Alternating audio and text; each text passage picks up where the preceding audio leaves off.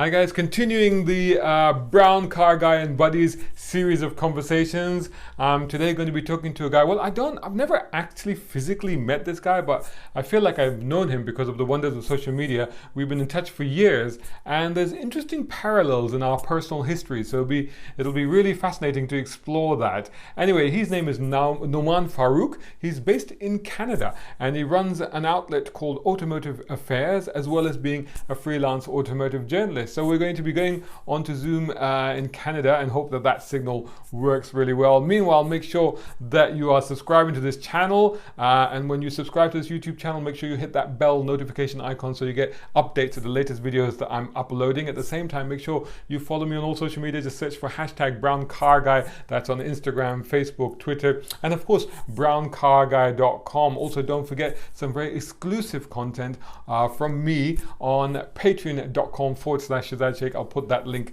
below in the description. So let's see how this goes. Hope you enjoy the conversation. Hey there, Nauman, how you doing? Oh my God, it's amazing to finally meet, even though it's sort of a virtual environment. I know. We've known each other for what, 5-6 years at least, and we've never actually met in person, but we met through contacts, and this is our first face-to-face, even though it's camera to camera. Camera to camera, yeah. So it's London calling London, right? Yes, exactly. London. Bizarrely, even though you're on the other side of the world. How does that work? Well, after the Second World War, a lot of British soldiers that were in Canada, they kind of settled in this area of Ontario, and I guess they were homesick, so they named this area London. Wow. And funny enough, there's a river that passes through the city as well. And can you guess? Don't tell me it's called the Thames. It's called the Thames. Yes. Oh my God. That's just bonkers. Yeah, and all the street names are the same as you would find in London, England. So right. If you ever come around here, you'll feel right at home. Yeah, I feel right at home, apart from the fact that you mentioned earlier it was snowing there. It is snowing right now, in fact. That's crazy. I mean, what day is it today? It's 21st of April. It's about 4 o'clock here in London. I'm looking outside. It is sunny and beautiful. Of course, we're not allowed to go out because of this lockdown situation with the dreaded coronavirus, but it's quite tempting to look out there and think it's really beautiful. What's things like over there in Canada? So in Canada, we've been told to stay indoors, basically self-isolation. It's not a lockdown situation. There's no military out stopping people from going out, but all the malls are closed, public parks are closed, essential services are open, so you can go to grocery stores, pharmacies, get your essentials, and that's it. Don't go out if you're not supposed to be out. So yeah. So yeah, that's the situation it sounds the same as here, really. So are you able to do any content at the moment? Are you able to review any cars or anything like that? So funny enough, before everything went really serious, I picked up a press car, and I picked up a press car on March the 18th. And that was a Monday, and I was driving back. So I was picking up the car from Toronto, and driving to London is about a 2-hour drive. By the time I got to London, I checked my email. It was from the car company and said, okay, so we've now been asked to close the office by the government. So, the car you just picked up, just hold on to it until we tell you to bring it back. So it's been over a month, and I have. Oh my God, that's like a long-termer now. It's a long-term test, and oh my goodness.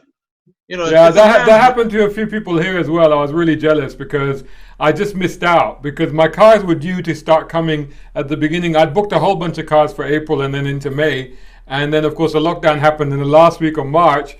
And that was it. But I know that some people that had cars were able to, have still got them. So it's a bit of a. So yeah, so I have a Mazda 3, which is a nice enough car. But the day I picked up the Mazda 3, I was canceled out of either vehicle. because that car company took their actions a little bit earlier, and they decided that they were going to cancel not only my booking but every other journalist who was booked with them. Um, Sad for me is because that car was the 2020 BMW i8 Roadster. So Sorry, which one was I could that? have been BMW, which one? i8 i8 Oh, right, Roadster. right. But that must So be, but that's on run out now, isn't it? The i8? yeah, so it's basically last year of production, right? So they're Yeah. just about done. So I had asked them for last go in the car, and they had booked me Right. into the car, and then they sent the email that, oh, unfortunately, due to the Oh, man. COVID-19 scenario, we have to cancel you Oh, out of man. that vehicle. And I'm like, yeah, it would have been nice to have had that for over a month. That would have been pretty cool. Okay, so That we've jumped ahead would have been here, cool. right? Let's go back a little bit. And so you're, I mean, is it correct to say you're the founder of Automotive Affairs in Canada, right? Yeah, so And Automotive Affairs but before is. you were in Canada, you were also in the Middle East, right? So yeah, I've been all over the place. So and that's mainly thanks to Dad, because Dad liked being all over the place. So originally from Karachi, Pakistan, and then when I was like 3 years old, the whole family moved to Kuala Lumpur, Malaysia, All right. and we were there for a couple of years. In fact, that's where my interest in cars started, because I was 3, 4 years old, and in Kuala Lumpur, back in the early 80s, you would see Porsche 911s, 928s, 924s, and we got to go to the Kuala Lumpur Auto Show. And like most kids my age who are into cars, the defining moment was seeing a Lamborghini Countach with the door swung open and Wow. on a turntable. And from that moment on, I knew I was going to be into cars. Around what year would that have been, do you reckon? 1981.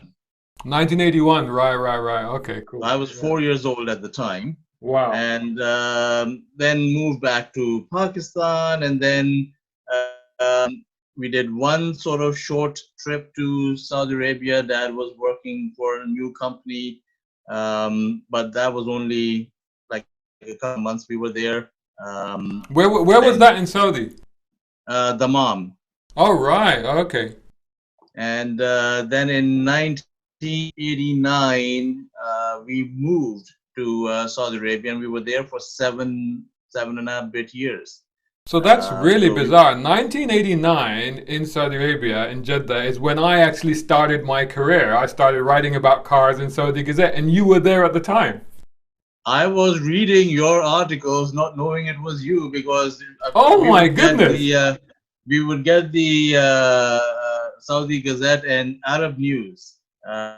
Dad loved reading newspapers, so he would bring home all the newspapers. Every weekend we would have the newspapers. And what would I do is I would scour through and look for the auto section. And yeah, I remember reading reviews, which now when I think back, I'm like, they were written by you probably. They were, yeah. Well, I mean, I like to claim that, and I'm pretty confident in claiming it, that I am the first motoring journalist in Saudi Arabia because there was nobody else doing it. There were motoring journalists Right. in the region, but not in Saudi Arabia. And that was quite a gig to get, to be the first motoring writer there in the Saudi Gazette, first Saudi Gazette and then Arab News a year later. Wow, I mean, that's incredible. So we, in a sense, we go way, way back. This to right to the beginning of when I started doing this.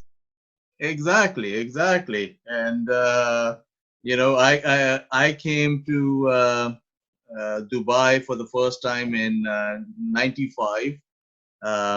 We had planned this trip, a family trip, around the dates of the Dubai Auto Show.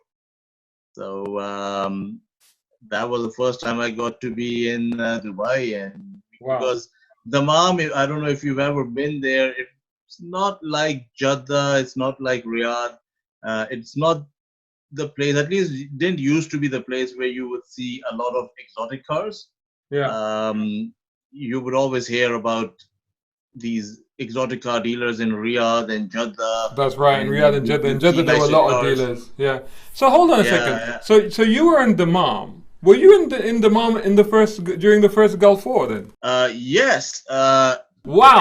So And because I was there, but you were clearly much closer to the action, so to speak. yeah, and where we live, so my father worked for a company called Safco, and Safco used to have their factory and a housing compound which was less than 10 kilometers from the airport.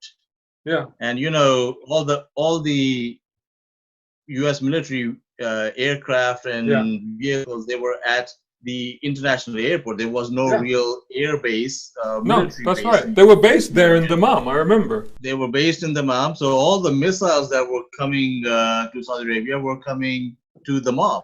Wow. So my dad had a friend in Jeddah, and he called him up and said, I want to send the family over to Jeddah for a couple of weeks. Mhm. Can they stay with you? And he was very gracious. My dad and him went way back, childhood friends. So we lived in Jeddah. This was 1991, February of 91. We were in Jeddah for a month. Oh, right. So we were there at the same time, basically. That means where in Jeddah? Do you remember? Not too sure whereabouts in Jeddah, but Yeah. yeah, So we forgetting were the basically so area. we I were was fairly young. I didn't pay attention. we were basically living opposite where the old airport used to be in Jeddah, and so all the B-52s Oh, and okay. everything. Yeah, so all the B-52s and the airplanes that were dropping the bombs were actually taken off from in front of us. So from our balcony, because we lived on the fifth floor, we could actually see the runways. So here's the thing. Wow. So they warned us that when the sirens went off, and you will have experienced the same thing, that you should have a room ready, seal off the air conditioning, seal off the windows, keep cans of water in there, some food and towels and stuff like that. So we did all that. We prepared the room and everything like that. And then, of course, when the siren went off, we all immediately rushed to the balcony and stood in the balcony the whole time to see if we could see, because we were looking up at the sky going, there's a Scud missile, there's a Scud missile. Of course, there were no Scud missiles. They never actually made it as far as Jeddah. But we did see the airplanes taking off from the airport in front of us. And my dad got ready to go to work because he worked in the, his company had a contract with the Ministry of Foreign Affairs at the time. So he said, oh, I might be on call. So he got ready to go. And we were like, wow, okay, so much for hiding in the room, So Yeah, no, those were interesting times. But that trip to Jeddah in '91 proved to me that there were definitely a lot nicer cars in Jeddah than they were in Yeah. Dammam. And you would hear from friends that, oh, if you want to see the nicest of cars, you have to go. Even back then, Dubai was sort of considered in a class of its own. yeah. And I kept bugging Dad that we need to go to Dubai, we need to go to Dubai. And then 1995 rolls around, and I kept showing him ads in the Saudi papers for the Dubai Auto Show. Right. And he said, "Okay, fine, let's go." Yeah. So yeah, so that was a memorable trip to Dubai. So was your dad into cars? Where did that sort of interest in cars come from for you?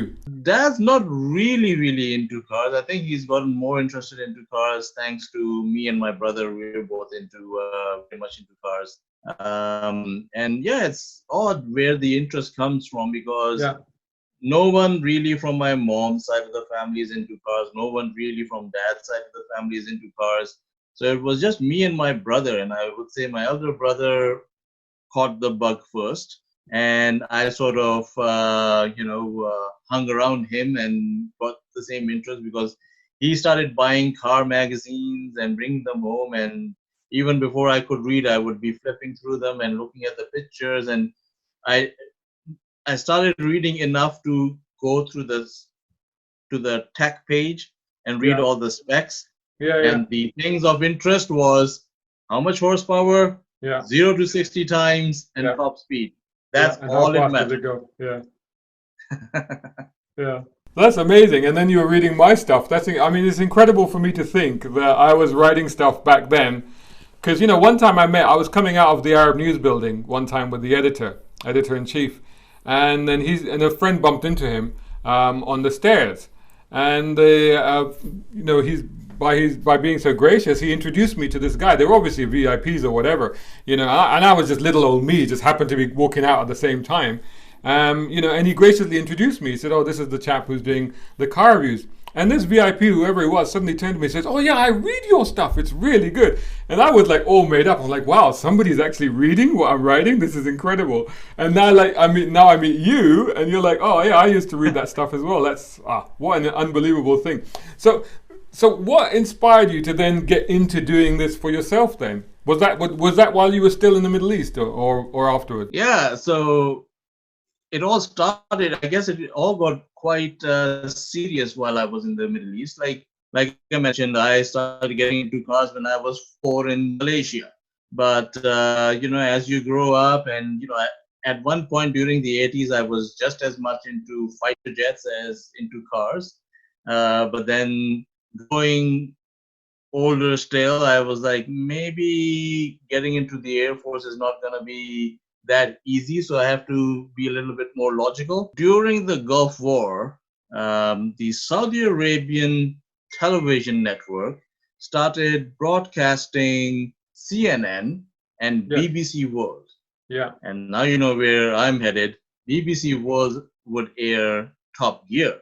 Wow. And then when I started watching Top Gear, I'm like, people do this for a living? This is a job that they're driving cars and presenting them on TV? Okay, this is a dream job. But you know, it's like a fantasy. Yeah, It's like you know, things you hope for, but yeah, not everything actually turns out that way. yeah. But while I was still in Saudi, my dad started applying for immigration to Canada, and we had to come to London, England, for our immigration interview. So we did that in 1996. I remember this trip to England in '96. I was sitting in my uncle's living room in Leicester, England, and he asked that, "Hey, Numan, you're coming to that age where you have to start thinking careers. So, what have you thought about? What do you want to do? Do you want to be a doctor, an engineer, do an MBA? Where do you think you want to head?"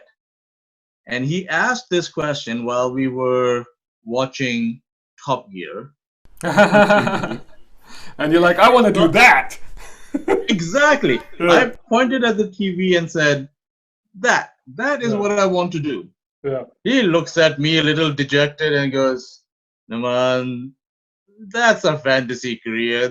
yeah, These sort of jobs don't come to people of our background. Come on, you got yeah. to think more practically." But stubborn old me, I'm like, no, that's what I want to do. That's what I will do. And yeah, when I moved to Canada in '97, I went to college. I went to journalism school. I graduated from that in 2001, and have been just at it. I've been writing for publications ever since. One of the Cool. first ones was Piston Heads out of UK. Right, I right, wrote of for them course. for about 5-6 years. Uh-huh. So who are you writing for at the moment, apart from obviously your own thing, which is Automotive Affairs? So right now is my own thing, and there's a newspaper out of Toronto called the Weekly Voice. It's a Indian newspaper published in Canada. Mhm. So these are the two things I'm doing, but I have worked for many publications over the years. But right now it's just Automotive Affairs and the Weekly Voice.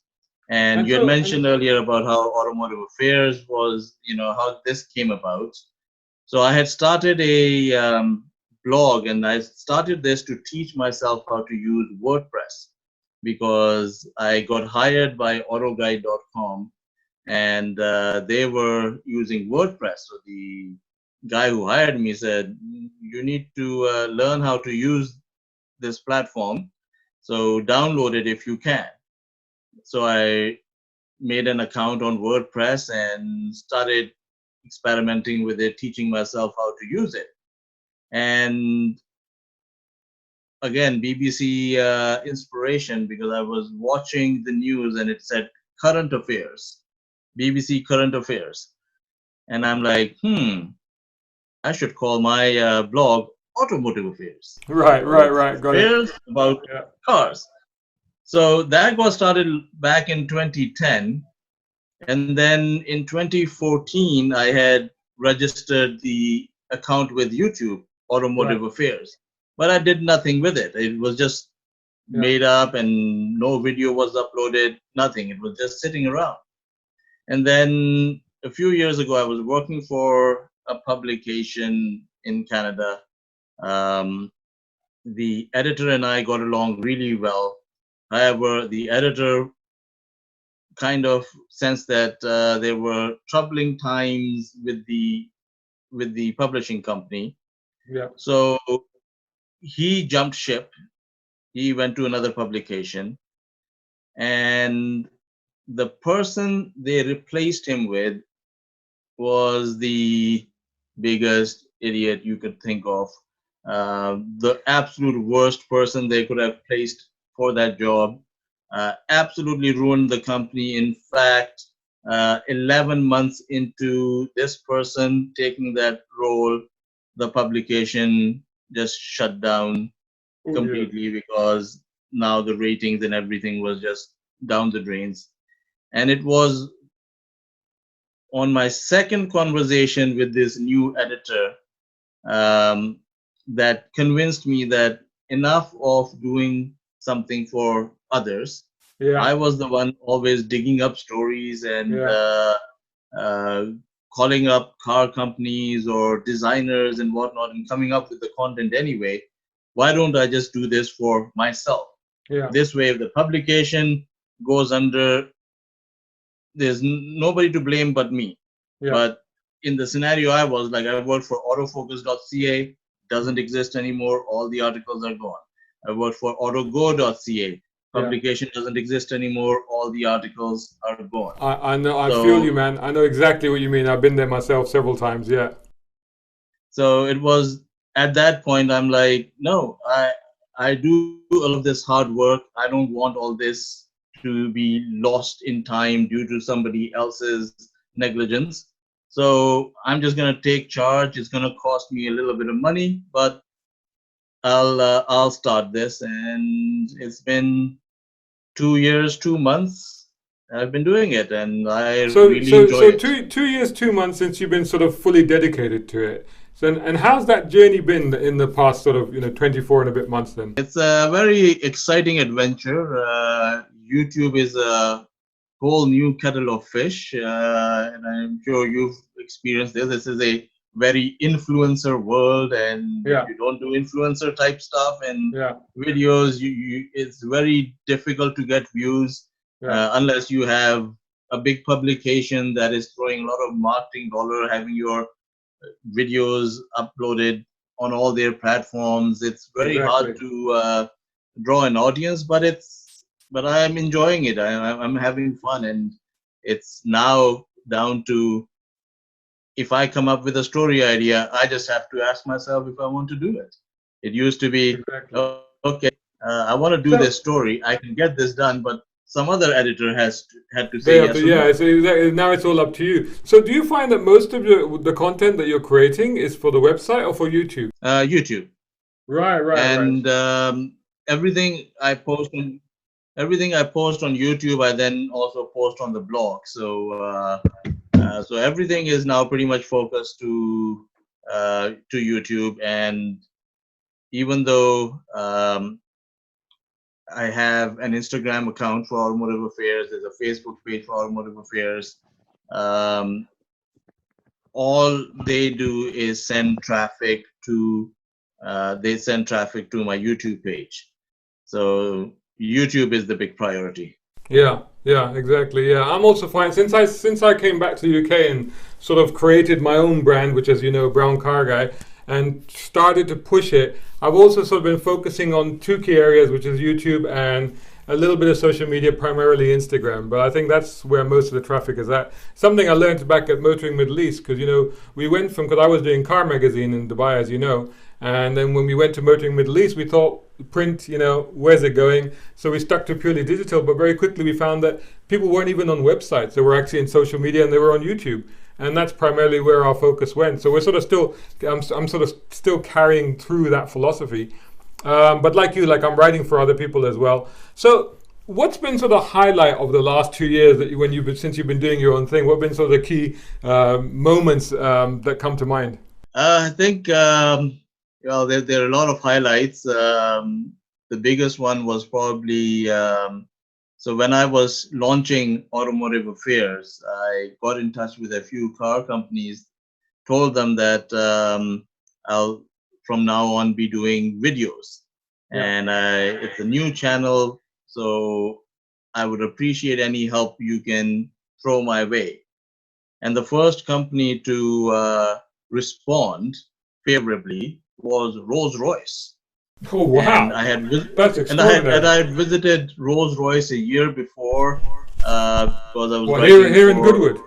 yeah, I was in talks with them again, and I'm like, no, this will be for my publication. And the head of PR at Rolls-Royce North America, very nice lady. She goes, "What would you like to do?" And I'm like, "Can I go back to the factory in UK and do some features there?" And she replied back, "Send me your dates. I will have a Phantom 8 for you to drive, and let's see what else we can do." Like, Brilliant, brilliant. So when was that then? perfect. How long ago was that? This was in 2018. Oh, right, a couple of years ago, right? Okay. So April 2018, I went down and I was down in England for 2.5 days. Right. 2.5 days.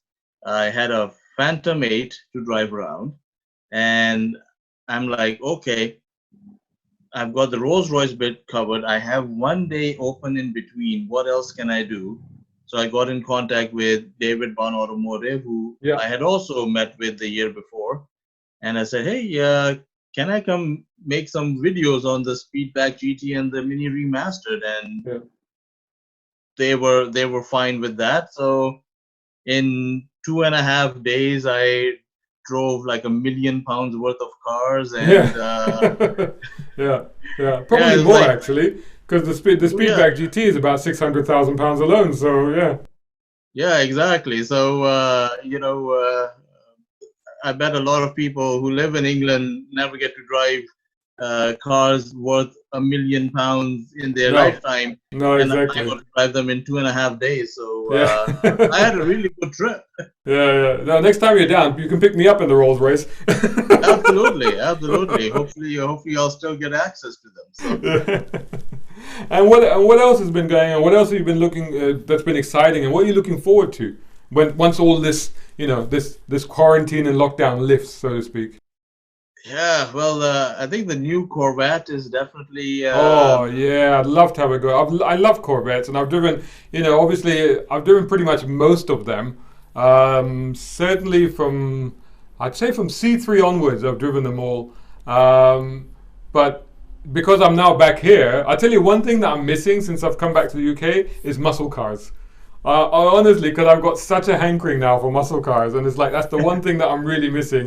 Since I've been back here, I've been driving like 3-cylinder engines and 2-liter turbos, which are all great cars. But it's like, man, give me a V8 any day. You know what I mean? But that new Corvette looks beautiful. I tell you what, when all this lifts, you should come to Canada, and we'll do the muscle car fix for you.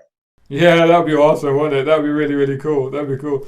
Man, it's been amazing to talk to you. An incredible journey that you've had.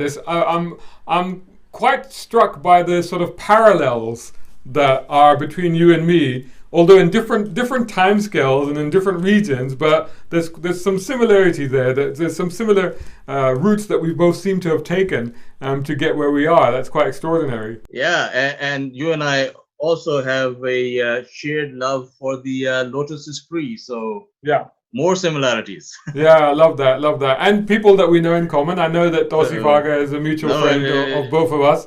And thanks for putting me back in touch with him. Actually, I should do one of these with him, actually. What do you think? That'd be fun, wouldn't it? And yeah, lots of stuff going on. You said did you check out the conversation I had with Mohsin Ikram recently, who's also based in Karachi? I have it on my list of things to watch. I saw your video with Imtishan end to end, from one end to the other, like didn't skip over anything. I thought that was such a fantastic conversation, and it was so engaging, and so I watched it the entire way through, and that was a long video, a 40-minute long video. Yeah, that got a bit longer than I was anticipating. Yeah, I'm trying to keep these to 30 minutes, but yeah, I got a bit longer. But anyway, cool, man. So awesome stuff, man. So great to sort of finally talk to you face to face, and let's do this again soon. Wishing you all the best. Stay safe, stay well, stay away from the dreaded virus, and hopefully once this lifts, you get out and drive that Corvette and let me know all about it. But in the meantime, thanks so much for joining me today. Absolutely. Thank you so much, and hopefully we'll catch up again soon. All right, take care, mate. Oh man, that was amazing. And yeah, when I mentioned at the beginning that there were parallels, I didn't realize just how similar the parallels were between his trajectory in life and mine, although he's obviously a few years behind where I've been. But yeah, really fascinating talking to him. Hope to pick up on more conversation with him and find out some of the other stuff that he's been doing very, very soon. So make sure you're subscribing and make sure you've hit that notification icon so that you'll get updates of all these videos as they come online. Let me know what you thought on that conversation. Let me know who else you might want me to talk to and what else you'd like to see on this channel. I'm always open to ideas. Like I said, make sure you're subscribing, make sure you follow me on all the social media. Just search for hashtag BrownCarGuy on Instagram, Twitter, Facebook, and of course follow me on browncarguy.com. And by the way, as mentioned right at the beginning, don't forget to check out that exclusive piece of content, particularly if you're a Cannonball Run fan, the original movie. Go to patreon.com/Shazad Sheikh, and there I've got some it's only available there, nowhere else, and it's my kind of parody sequel to that movie. It's a lot of fun. Go check it out. Let me know what you think. Thanks for watching, and I'll see you again soon.